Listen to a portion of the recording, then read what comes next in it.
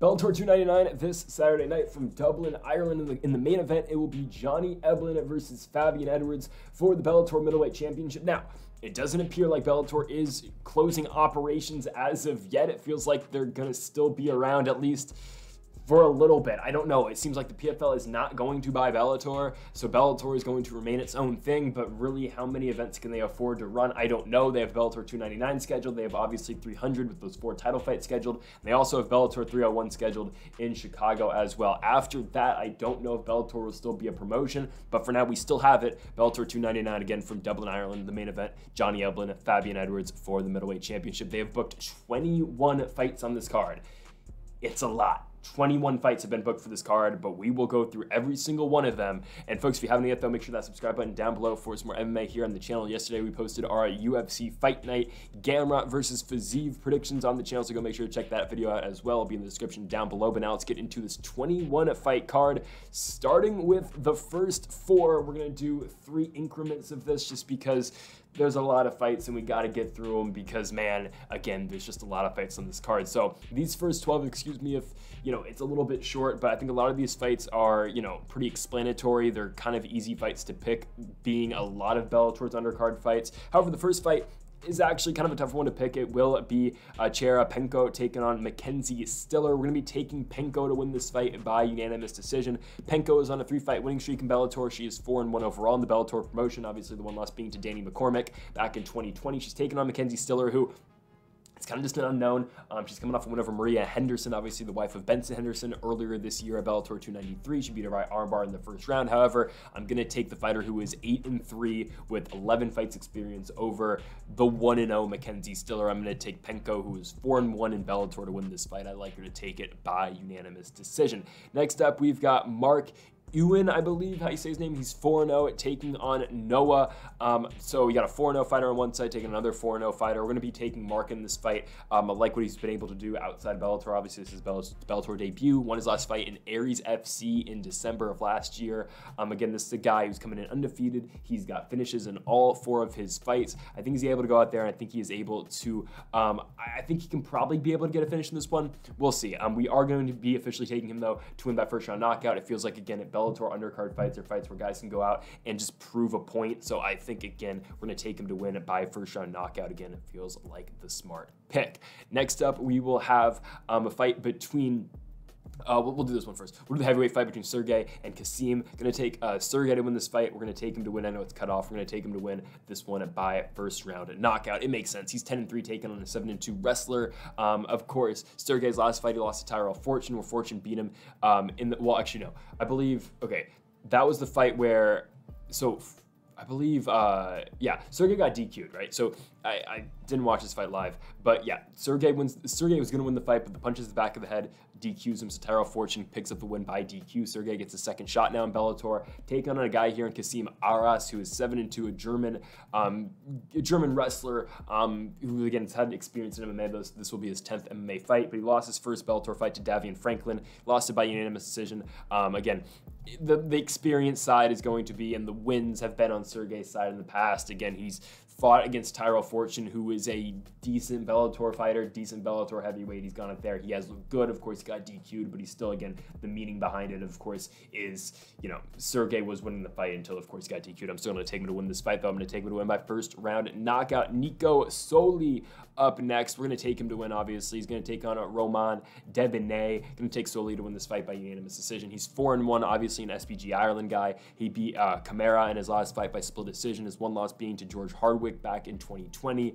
Roman Debene, last fight, he beat Camara as well, beat him by second round TKO. He's a guy who's 9-4, fighting out of France. I just like Nicolo Soli to win this fight. Feels like the spot for him to get it done. I believe he's the betting favorite in this fight, and we're going to take him to win by unanimous decision. Okay, on to the next 4. Starting first here with Luke Traynor. Going to be taking Traynor to win this fight by second round submission. Trainor's a guy who Bellator has booked on occasion before. He's 7-1, taking on a fighter from Lithuania, I believe. Yeah, that's okay. I just familiar with the flag, of course, with Modestas Bukauskas. But for Captain Lithuania, who is Luke Trainer's opponent. 14-1, however, 35 years old, nearing the end of his career, but he is on a pretty big winning streak. He has not lost a fight since 2017. However, first Bellator fight, the level of competition outside of Bellator, not the greatest for Luke Trainer. We've seen him in Bellator before, 4-1, picking up a huge win in his last fight. I would say his best win to date, which is the win over Queally, giving Queally his first loss by beating him by rear naked choke, finishing the first round. Won a fight before that by rear naked choke, lost to Simon Biong before that by unanimous decision, but 4-1 overall in Bellator. Trainer is very good at getting fights to the ground. He's 27 years old. Again, the guy is huge for the weight class. He's a big light heavyweight. He's 6'6". He's going to be able to go in there, get a takedown. He's going to be able to win this fight again against Captain Lithuania. I like Luke Trainer to go out there and pick up the victory. Okay, next fight, we will have Kenny. He is back to take on Josh O'Connor. Kenny's going to win this fight. He's 5-0. Again, another SBG Ireland guy. We've seen him before in Bellator. We've seen him in UAE Warriors. This is going to be his toughest ask to date in Bellator, taking on Josh O'Connor, who is 5-0, who has fought under the PFL banner as well back in 2022. Again, for Kenny, they've given him low-level competition, like no doubt about it. They've given the man bad competition so far in Bellator. Alex Bondar is not a horrible scrap, but Craig McIntosh, the guy that Kenny was supposed to go out there and absolutely kill, is a guy who is 3-4 going into the fight. They are giving Kenny a tougher fight, another 5-0 fighter, another undefeated fighter in Josh O'Connor. However, who has O'Connor beat? Even in his fight in the PFL, he took on a guy who was 2-1 at the time. Now he's 2-2. You look back at his last fight, beat a guy making his professional MMA debut just 2 months ago. Before that, he went over an 11-17 fighter, and before that, it went over a 7-35 fighter. Josh O'Connor has not beaten anyone. Going to take Kenny to win this fight. It feels like the easy pick. I'm going to take Kenny to win in a somewhat competitive fight. I know people are taking Kenny by decision, or sorry, by stoppage. I will personally be taking him by decision. Next up, I know you can't see it, but we will have our next fight between Asael, not again completely sure how to say the last name. I know he's 4-1 Bellator so far, but I still can't get it right. But Asael is back. He's 6-1 professionally, 4-1 Bellator. Huge win over Liam McCracken 2 fights ago. Last fight, a win over George Sasu, winning that fight by unanimous decision. He will be getting an interesting test in this one. He'll be getting Ibrahim Hassan, who is 4-1, not won so far in Bellator. He hasn't fought in Bellator just yet, coming off a win over in UAE Warriors over Mohammed Basim, winning by buggy choke in the 3rd round. Before that, a win over an 0-1 fighter, and then a loss before that, his only loss being in 2022. Again, Bellator fight, Asael's gone out there, and he has dominated a fight so far in Bellator. Another SBG Ireland guy, originally coming from France. Again, the pick feels like Asael to win this fight, and it's going to be, I'm going to take him to win. I'm going to take him by decision. I know he's got the head kick knockout win in his first fight in Bellator, but since then it has been 2 decisions for him, so I think he gets another decision finish here, or not finish, another decision win. Give me Asael to win this one, again, by decision. Next up, Davy Gallon is back. He will be taking on Akira Korkmaz. I think Davy Gallon gets this one. Again, Gallon has been iffy as of late, obviously. The no contest in his last fight got overturned against Saul Rogers. Lost to Daniel Skatizi before that. Before that, though, he was undefeated in Bellator. He was 3-0, comes in, beats Ken Musa, beats Charlie Leary, then wins a fight after that by 2nd round TKO. Again, the Daniel Skatizi loss isn't great. He now gets Atalia Korkmaz. For Korkmaz, this guy who's 13-7. He's fought in Bellator once before. He lost to Andrew Fisher back in 2022. That was on the card that featured Michael Venom Page and Logan Storley in the main event for the interim middleweight championship over there for Bellator. Sorry, welterweight championship. Again, I think Gallon's just way better. For Korkmaz, again, this is a guy who's traded wins and losses dating back to 2017. He really has not put together a winning streak of longer than 2 since... Again, you got to go back to 2015 where he had a winning streak that was more than just 2 wins. So I think Gallon gets it here. Korkmaz is coming off a win. He's coming off a heel hook finish in the first round just 4 months ago in UAE Warriors.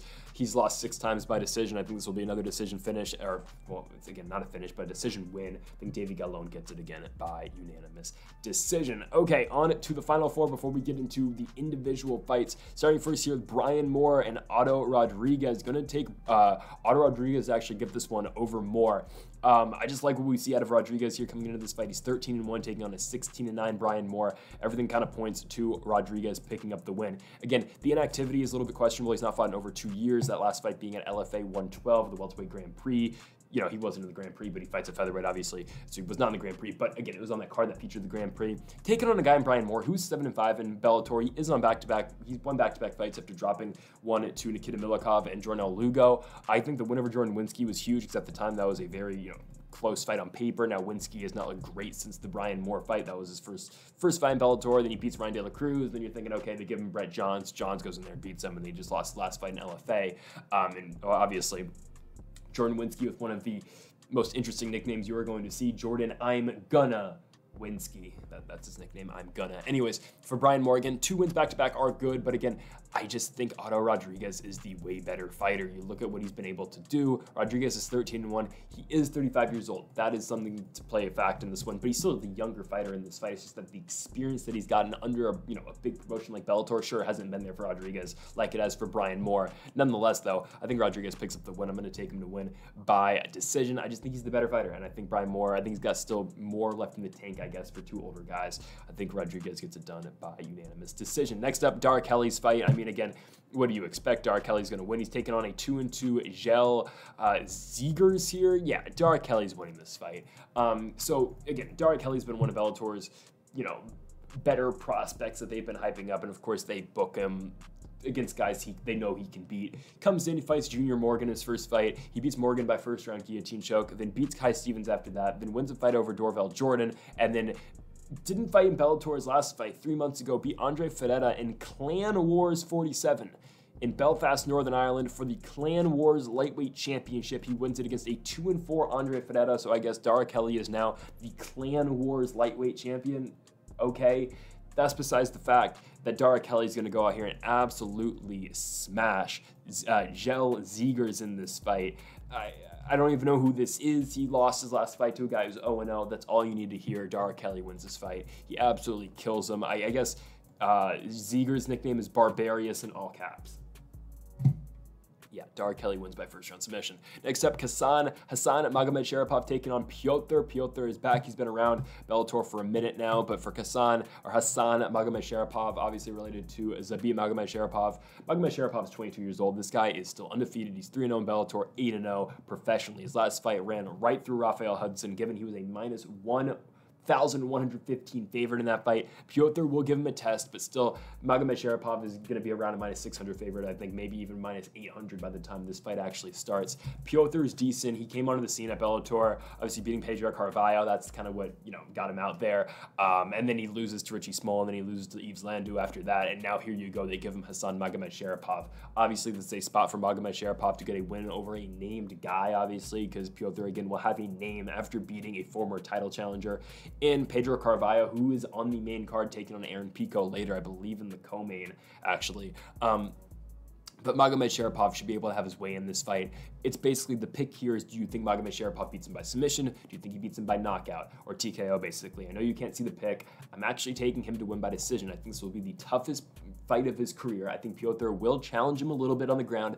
And again, I think Piotr is a guy who's only been submitted once, only been finished once in his career. That submission loss comes all the way back in 2016. I think Piotr will get him 15 minutes in this fight. However, I still think it's a 30-27 victory for Magomedsharipov, but I just don't think Magomedsharipov is going to be able to get the finish. I think, again, Piotr is too skilled and too, he's been around the game long enough where I think he can survive. I think this will be a 15-minute beatdown, but I think Hassan Magomedsharipov will not get the finish. However, though, he still wins it by unanimous decision. Our final fight of these first 12, we've got Ciryl Clark taking on Gorny, the Polish Wolf. Ciryl Clark wins this fight. Again, an obvious pick, it feels like here. Clark will come into this one a huge favorite, 94% taking him on at Tapology. However, for Ciryl Clark, he cannot make weight. His last 2 fights, he missed weight in both of those. The fight against Rafael Hudson, where he beats him by rear naked choke in the 3rd round, he misses by 3 pounds. His last fight missed by ½ a pound.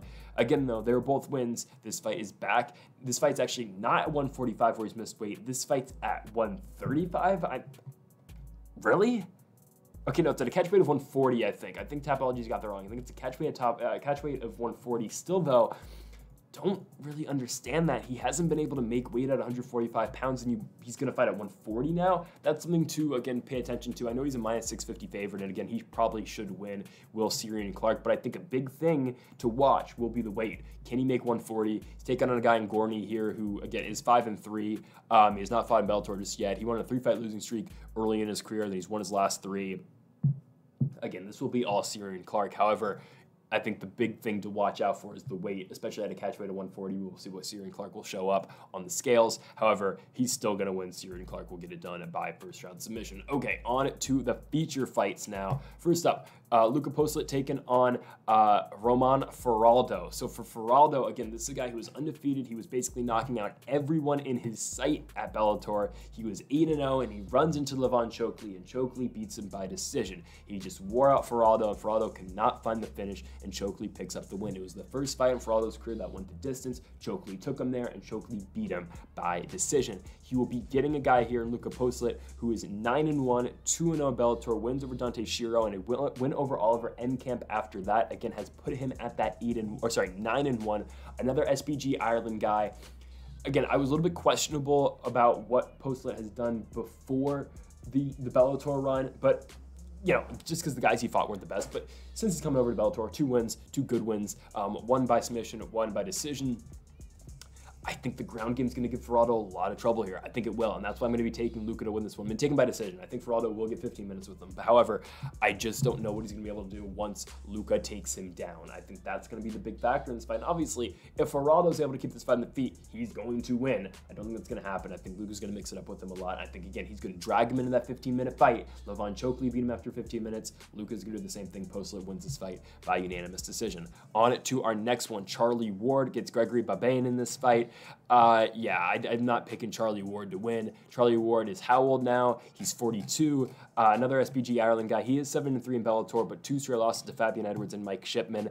I'm going to take Gregory to actually knock him out. Again, you saw what he did in his last fight. He went in there and he beat Mike Shipman. He knocked him out in 2022, right? For Charlie Ward, again, he has lost his Shipman after that. This feels like the spot where Gregory can go out there and win. You know what he's going to do. He's got heavy hands. You saw he knocked out Shipman. That was his first Bellator fight in a minute because he fought in Bellator back in 2016 and ended up beating former PFL world champion Emiliano Sordi. Well, future at the time in 2016, Sordi would eventually go on to win a PFL World Championship. However, again, I think Babene's better here. I think he's the way better striker. Again, Charlie Ward will always be willing to get into a war with you on the feet. And I think, again, Babene is going to crack the 42-year-old chin. Babene's going to win this fight. He will get it done by second round knockout. Next up, Mansour Barnaoui, heard it both ways, taking on JJ Wilson. Tough fight and a good fight, honestly. It's a good fight for both these guys. Mansour Barnaoui, 20-5 professionally, obviously fought in the Grand Prix. If he beat Brent Primus, he would be on that big feature spot at Bellator 300 against Usman Nurmagomedov. However, of course, he loses to Brent Primus by unanimous decision. It's fine. Before, the work that Mansour Barnaoui did before his Bellator run was truly, incredible. I mean, obviously, he gets his first fight in Bellator. He's in a main event. He gets Adam Piccolotti. He beats him by submission in the second round. That's kind of, how much faith they had in the guy, right? He comes in, he main events over Fabian Edwards and Charlie Ward. But, there could have been other spots Bellator could have gone to for a card in Italy. They go to Barnaoui. He wins the fight by submission in a 5-round main event. He then gets Brent Primus and he loses a 25-minute decision. That's okay. I know he's a big favorite in that one, but Brent Primus is a guy who's been around for a while. Again, been fighting in Bellator since 2013. He's been around. He has a win over Michael Chandler, even though that was an injury. But still, again, the guy's been around. Brent Primus has been there. He's been the former world champion. That's fine. And again, Primus will get another shot at the world championship in his next fight. I don't think that loss is really the worst thing to happen to Barnaoui. Again, this is a guy who, his only other losses are what? Mateus Gamrot in KSW, Islam Makhachev in M1 Challenge, Kevin Lee. Like, the guy's got really good losses, and there's no, it's not a bad thing to lose to Brent Primus at this point of his career. Again, the guy is still fairly, he's 30, but still, again, especially for being so young in his Bellator career. You saw the damage he was able to do in Road FC, right? JJ Wilson's good. He's 9-1, but I don't think he's going to be able to compete with Barnaoui here. I just don't think he's going to be able to. I think, again, JJ Wilson's going to try to keep this fight standing because that's where he's got the best shot, but on the ground, Barnaoui is going to drown him. Give me Mansour to win this fight. I'm going to take him by second round sub. Okay, our next fight. It will be a fight here in the welterweight division. Peter Queally will be going up in weight, taking on his opponent here in Daniel Miceli. You know why this fight is on the card. Obviously, this Bellator card is going to be in Ireland, so this is why, Peter Queally's on the main card. He's lost his last 3 fights. After beating Patricky Pitbull and getting a shot at the Bellator Lightweight Championship, he loses to Patricky Pitbull in the rematch in Ireland. Then he comes back, loses to Benson Henderson in Ireland, and then gets Bryce Logan in his last fight, and he loses that fight by TKO in the second round. Oh yeah, in Ireland. Now, he was supposed to squash Bryce Logan, I think, because Bryce Logan was 0-4 at that point, and honestly, it feels like you know, that could have been the end of the career, honestly, for Peter Queally. They are giving him and they are granting him this next shot here, which is fine. I don't think he loses this one. At least I don't think. He's taken on a guy who's 11-5, who has not won in Bellator. His one fight in Bellator came back in 2016, lost to Daniel Scatizzi by TKO in the first round. He's a fighter, again, a lot of the Italian guys, you know, Italian MMA prospects fight in Venator. Obviously, Marvin Vettori, I think, is the most notable name to come out of Venator, but that's where Daniel has fought before as well. Again, it's either Queally wins by knockout probably in the first round, or he'll find a way to get chinned at the same time. It's one or the other. It's do or die for Queally at this point of his career. It feels like, again, if he can't pick up the win, then maybe that's it for him. Even if he wins, maybe it's it for him. At 170 pounds, this is an interesting fight. Again, 170, that's at least what Tapology has. Wikipedia's got 155. I'm not completely sure on that. But still, I think Queally wins. Again, he's got to win eventually in Ireland, right? He's 0-4 there.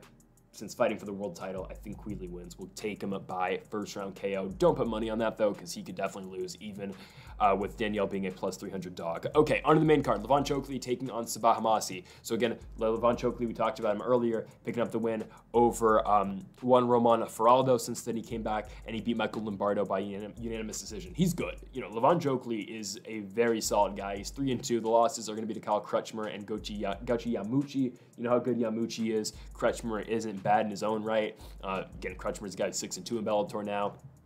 He's taken on Sabah Homasi. Homasi's been around Bellator as well. Obviously a former UFC name as well. Had 2 fights against Abdulrazak Al-Hassan over there in the UFC, and Tim Means as well. All 3 fights, by the way, for Sabah Homasi were on pay-per-view in the UFC. And a guy who's actually fought in Strikeforce too way back when, fought in the Ultimate Fighter in 2015, but fought in Strikeforce back in 2010 against John Kelly. Your main event would have been Nick Diaz defending the winning the Strikeforce vacant welterweight championship. Also on the card, get a load of this, Chris Cyborg won on that card. Herschel Walker had his first fight on that card. Robbie Lawler won, and Bobby Lashley won on that card as well. Strikeforce used to have some guys, and Haider Hassan fought on that card too. Just crazy looking back at it. And oh yeah, Sabah Homasi was on the card as well. Now, he did end up losing that fight, but Homasi's been around for a while, and the guy's only 34 years old. Homasi's Bellator run has been up and down. He's 6-5. You got the wins over Chris Millender. You got the Jaleel Willis win. You know, he's had wins, but his last fight got knocked out by Brendan Ward. Lost to Paul Daly. Lost to Korchkov. This feels like a Levon Chokheli win, right? Chokheli's going again. He's going to drag him into deep waters, and Chokheli is going to be the guy still standing at the end of the fight and with his arm raised. Chokheli wins by unanimous decision. Feels like the easy pick. Okay, Mads Burnell is back. He'll be taking on Daniel Weichel. Weichel just keeps on fighting. He's 42-14 as a pro.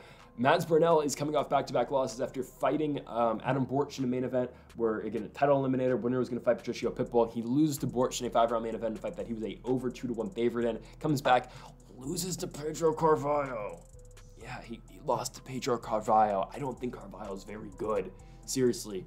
Carvalho's beat both these guys because Carvalho beat Daniel Weichel as well. Now, I think Weichel's very old and kind of washed. Again, this will be walk number 57 for Daniel Weichel. He's been around for a while. Again, the guy has fought in Bellator since Bellator, 110 back in 2014. Again, he fought for the World Championship when he lost to Patricio Pitbull back in 2015. Again, he's been around. He's fought a lot. He made his professional debut back in 2002 over in Holland. It just tells you, again, how long the guy has been fighting. He's only 38 still, even though with all that experience.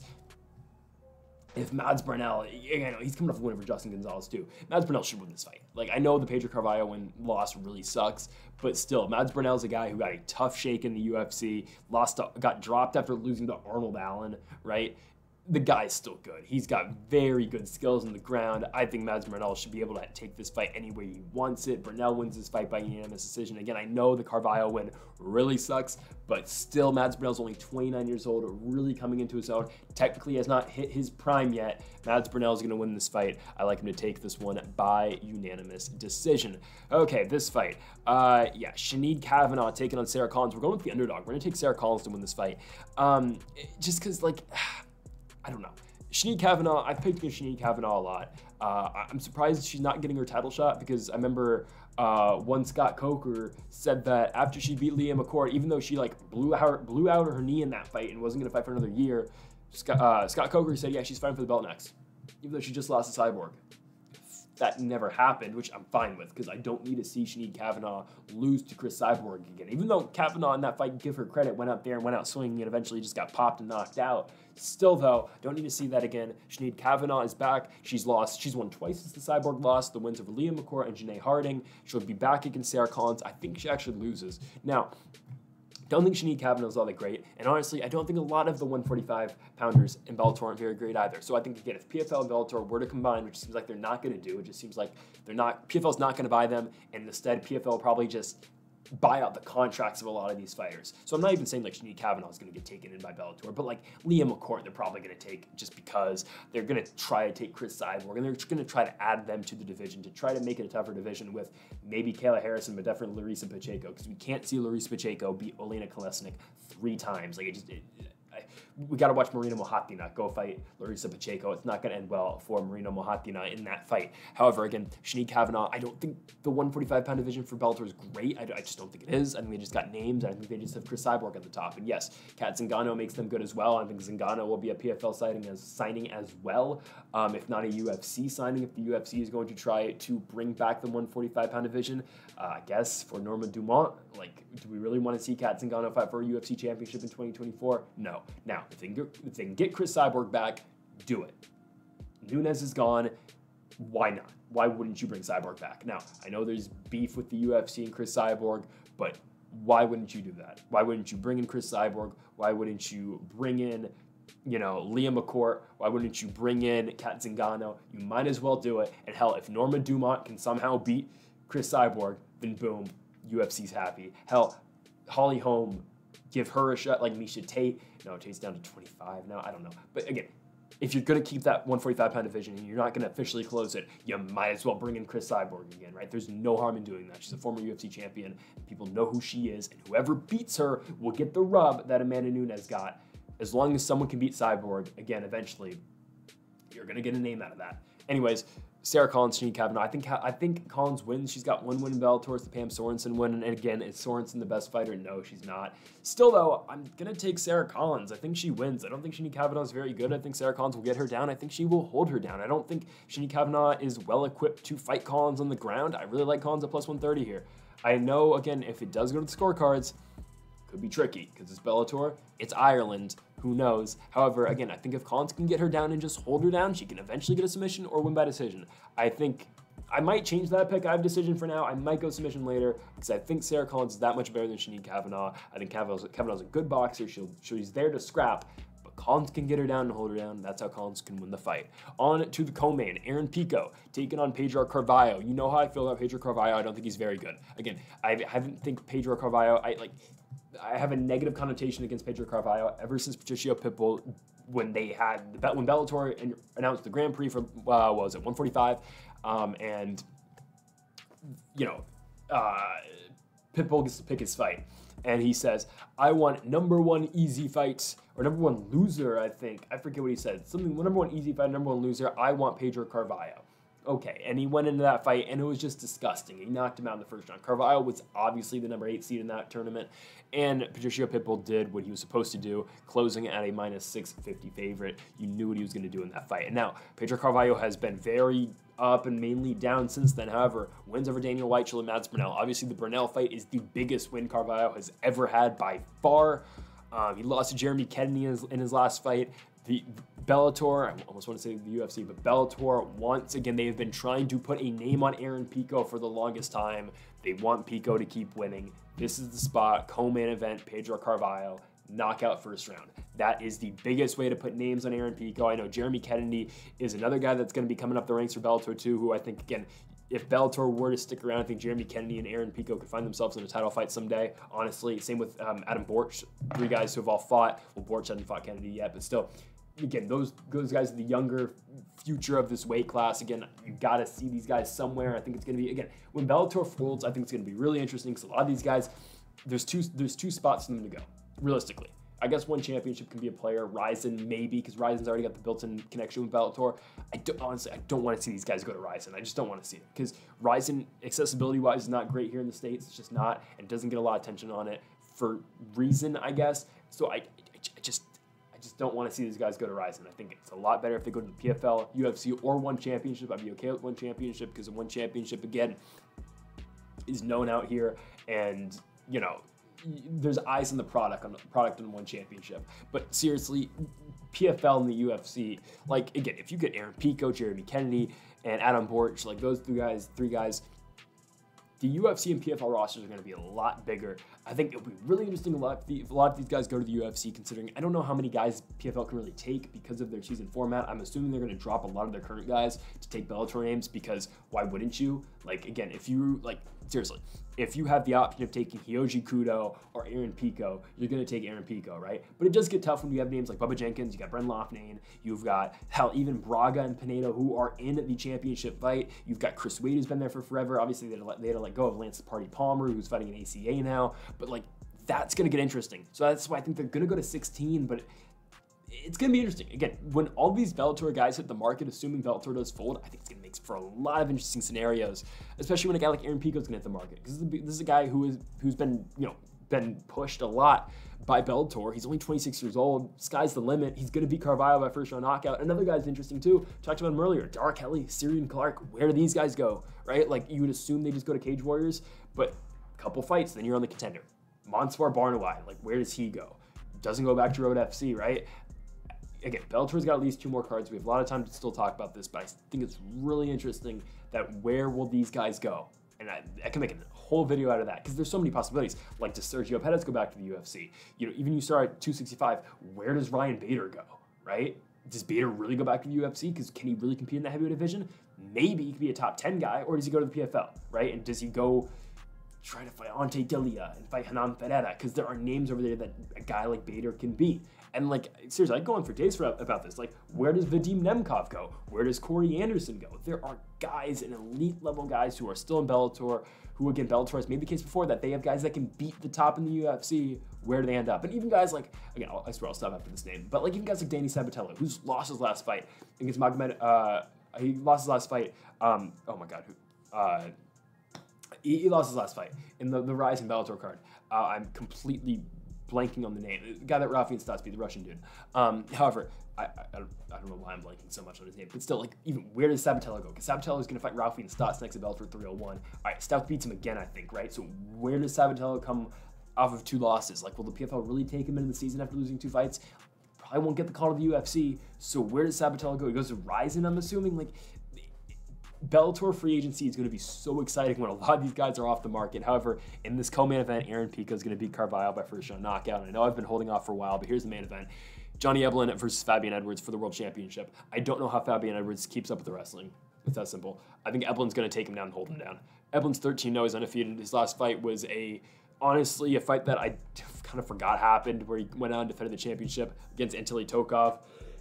He beat Tokov by unanimous decision on that Fedor and Ryan Bader card. Beat Gegard Mousasi before that, and again, like he bringing up, like, where would Gegard go, who's looking for his 50th win? He's 38 years old. He's on a 2-fight losing streak. Where does Gegard Mousasi go after this, right? It's just so interesting. Like, would he go back to the UFC? Would the UFC even... I don't think the UFC would want a lot of these guys, right? But, okay, the UFC would want Johnny Eblen. Why wouldn't you want the guy? And I know the UFC has been... They haven't really taken that many Bellator talents recently. I know Michael Chandler is going to be, you know, is that. Michael Venom Page looks like he will be another name like that. But seriously, like, do a lot of these guys end up in BKFC? Like, I know Johnny Eblen will not end up in BKFC, but it's just really interesting. Like, I think, you know, Eblen's really good on the ground, obviously. You've seen what he's been able to do to these guys. Salter, Mousasi 50-45'd him by just wrestling him, and Tokov, again, beat him down for 5 rounds. He's going to be taking on his opponent here. It's going to be Fabian Edwards, who, again... Fabian Edwards, he's got the Leon Edwards connection. Does he go to the UFC? I don't know. 3 straight wins after losing to Austin Vanderford, which wasn't great by unanimous decision. It gave Vanderford the shot against Mousasi instead of Edwards. Edwards has fought his way back, won 3 straight fights. He beat Lyoto Machida, beat Charlie Ward, beat Gegard Mousasi. Given the average age of those 3 guys, I will try to calculate in my head right now, it's old. That will be, you know, I think an average age of like 41. Between Machida, Ward, and Mousasi. Like, yeah, Fabian Edwards is going to have to fight a guy who's actually kind of young now. Eblen is 31. He is a year older than Fabian Edwards. Fabian Edwards will not be able to keep this fight standing for 25 minutes. Eblen's going to take him down at least 3 times, and that's all he needs. I don't think Edwards is going to one-shot knock him out. He did that to Machida, but, like, again, it's a 44-year-old Lyoto Machida. What do you expect? And now I still wanted the UFC to sign Machida so he could go fight Hua, both their last fights in Brazil. That'd be really cool. They didn't do it, obviously, and Hua got knocked out by... Igor Poteria, like, oh my goodness, that was disgusting in Brazil. Anyways, yeah, Eblen's gonna win. He'll beat Fabian Edwards because I don't think Fabian Edwards is able to knock him out with one shot. Eblen has taken punches before. He's just been that dominant of a wrestler. He's an ATT guy, obviously, fighting out of Coconut Creek, Florida. He's that good. Eblen's gonna win this fight by decision. Again, he would be the Bellator champion for a very long time if Bellator is still going. Now, again, where does Eblen go? Because, like, seriously, you can match up all these Bellator guys, and, like, where would each one of them go? I'm going to go on a little bit of a discussion right now about all these Bellator fighters, and, like, just because I think this is really interesting, and I can make an own, you know, a separate video just about the Bellator champions and Bellator, like, top guys and where they would end up, right? Because you look at this, okay, like, so even, let's just look at Bellator's pound-for-pound rankings, right? Vadim Nemkov's a pound-for-pound #1. Okay, I'd assume the UFC would take Vadim Nemkov.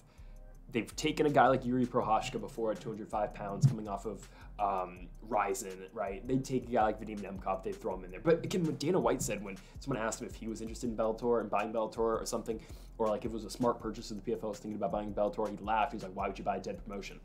Kind of true, right? But because Bellator, again, just not pulling ratings at all. They just don't. They're on Showtime. I still don't understand why they're on Showtime. I think they did better numbers when they were on Paramount, right?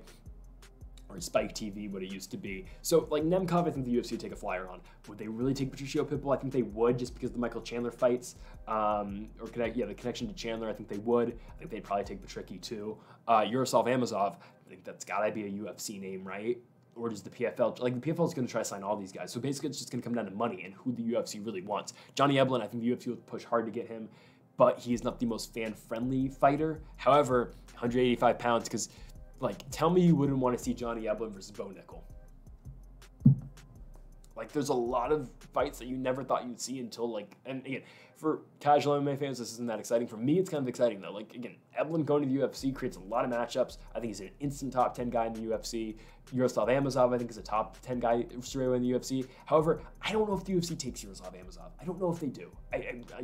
Again, 27-0. I don't know why. I just think Amosov's kind of a PFL guy, and I think Yaroslav Amosov would be a guy who would just run PFL for a very long time. Patricio Pitbull, again, I think would be a UFC name. Vadim Nemkov, I think, again, Vadim Nemkov's a Fedor guy. I got a picture with him in San Jose once. But, like, I think Nemkov would be a UFC name. Sergio Pettis, I think it would make sense if Pettis went back to the UFC. I think the UFC's in good standing currently. Actually, Anthony Pettis in the PFL. And the PFL, maybe the PFL push for Sergio Pettis. You know damn well the UFC is going to try to get Usman Nurmagomedov. By far, they are going to work to get Nurmagomedov. I think they'd get AJ McKee, even though I think McKee, again, PFL would offer him a lot too.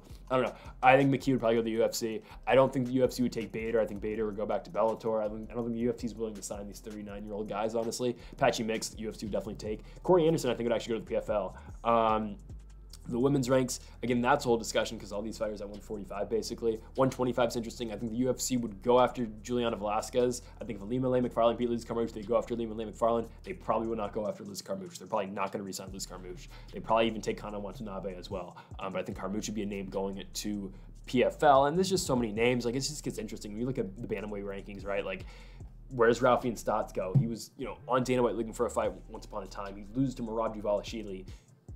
Would they take Raufeon Stotts? Juan Archuleta, I think, would be one of the few names to actually go to Ryzen, because doesn't he hold the Ryzen championship right now, I think, right? So I think Archuleta would go to Ryzen. Magomedov was the name I was looking for earlier. Doesn't feel like a UFC guy to me. I think probably, again, he'd probably be a PFL guy.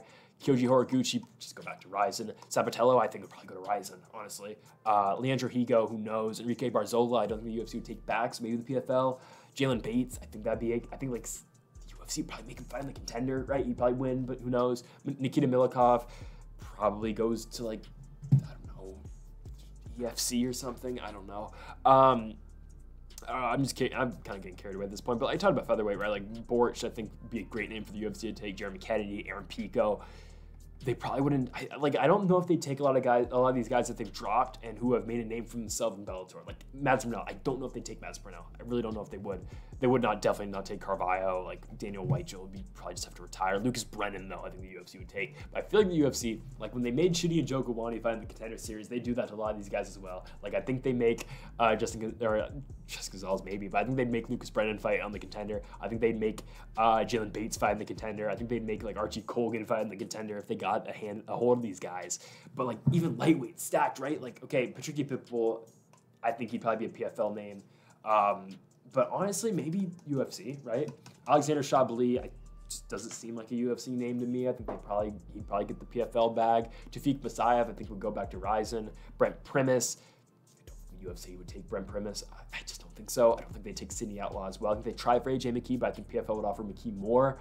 Islam Mamedov, I think would probably not go to either of them, honestly. Gadzi Rabadanov, I think would be a PFL guy. Monsar Barnaoui, I think the UFC would try to take. Archie Colgan, again, they probably throw him on the Contender, right? There's just so many names. Again, I can make a full video just talking about this, but it does get really interesting when you have all these names and where would they go? Like even like in the heavyweight division, where do all these guys end up? Like where does Tim Johnson end up? I know that's the question everyone's asking. But again, that's just Bellator's future, and I know this is going to be the longest Bellator video I've ever made, but just because it's so interesting, there's just so much surrounding Bellator and what's actually going to happen with the promotion. But that will do it for our Bellator 299 predictions. Again, if you're looking for more Bellator, we're going to be back in just 2 weeks. October 7th, Bader Vassal looks like it's the main event for Bellator 300 at the Pechanga Arena in San Diego, California. So we'll be back for that. And again, that will not be the end for Bellator. They're coming back for Bellator 301 main event, the ass-kicking machine, Jason Jackson taking on Yaroslav Amosov, Sergio Pettis, Patchy Mix on the card, AJ McKee, Sydney Outlaw, Patricky Pitbull, Alexander Chablis, and Ralphie Stotts, Danny Sabatello. That is actually a stacked loaded card. Archie Colgan's on the undercard as well. We're really excited for that card. So be on the lookout for more. Again, Bellator is not dead just yet. I don't know how many cards are going to run from here on out, but I'm really excited for Bellator free agency and what's going to happen after. But folks, thank you for watching. Make sure that subscribe button down below for more. Make sure you like if you did enjoy the video. Make sure to comment if you do disagree with any of the picks. And folks, thank you for watching, and Mamba forever.